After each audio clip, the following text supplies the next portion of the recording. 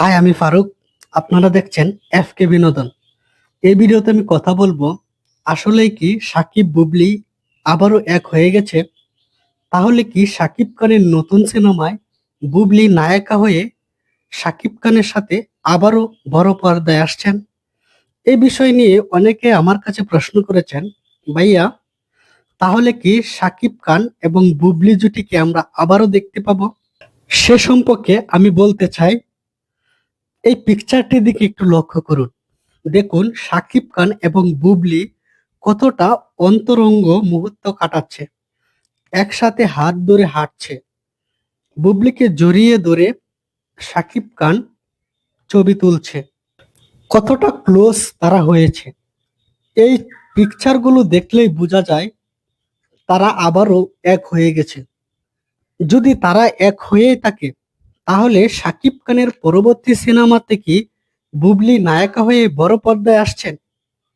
সে সম্পর্কে আমি বলতে চাই, শাকিব খানের পরবর্তী সিনেমাতে নায়িকা হিসেবে বুবলি থাকছে না। কারণ পরবর্তী সিনেমাটা একটা বিগ বাজেটের সিনেমা, যে সিনেমায় পরিচালক তার ইচ্ছা মতো নায়িকা নেবেন। সেই সিনেমায় যদি শাকিব খান রিকোয়েস্ট করেন বুবলিকে নেওয়ার জন্য, তাহলেও প্রযোজক বুবলিকে সেই সিনেমায় নেবে না। হয়তো পরবর্তীতে শাকিব খান বা বুবলির নতুন কোনো সিনেমা আসতে পারে,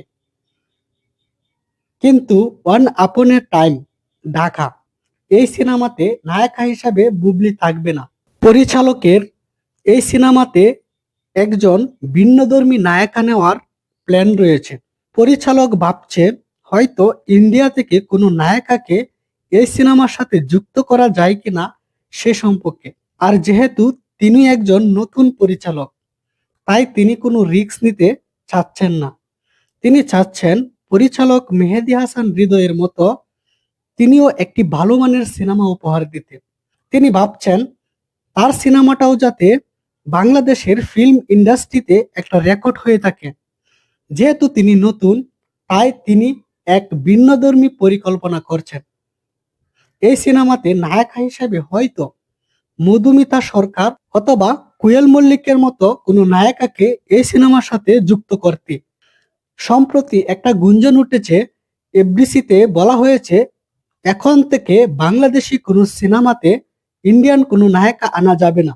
যদি এটা হয়, তাহলে এই সিনেমায় নায়িকা হিসেবে দেখা যেতে পারে তানজিম সাইরা টোটেনি অথবা নিহাকে।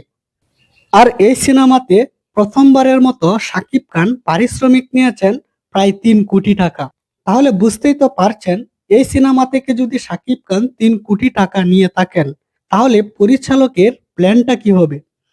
এই সিনেমাটি একটি বড় স্কেলে নির্মাণ করাটাই তার প্ল্যান। তিনি চাইবেন না বুবলির মতো একজন নায়িকাকে এই সিনেমার সাথে যুক্ত করতে, কারণ বুবলিকে বাংলাদেশের প্রায় দর্শকই পছন্দ করে না। বুবলির লাইফস্টাইল, কথাবার্তা এবং ভঙ্গি অনেকের কাছেই তেমন পছন্দ নয়। পরিচালক আবু হায়াত মাহমুদ একজন নাটকের ডিরেক্টর। তার কাজ আমি এখন পর্যন্ত দেখিনি, তবে তার পরিকল্পনা অনেক বড় স্কেলের। তাই তো তিনি চাইবেন এই সিনেমায় একজন ভালো মানের নায়িকাকে প্রেজেন্ট করতে, এবং তিনি চাইছেন এই সিনেমায় একজন ভিন্নধর্মী এক ভিলেনকেও যুক্ত করতে। তো বন্ধুরা, এ সম্পর্কে আপনাদের অভিমত কি জানাতে পারেন কমেন্ট বক্সে। ভিডিওটি আজ এই পর্যন্তই। ভিডিওটি ভালো লাগলে অবশ্যই চ্যানেলের সদস্য হয়ে সাথেই থাকবেন, আর ভিডিওতে একটি লাইক দিয়ে আমাদেরকে আরো ভিডিও করার উৎসাহ দিবেন। বাই।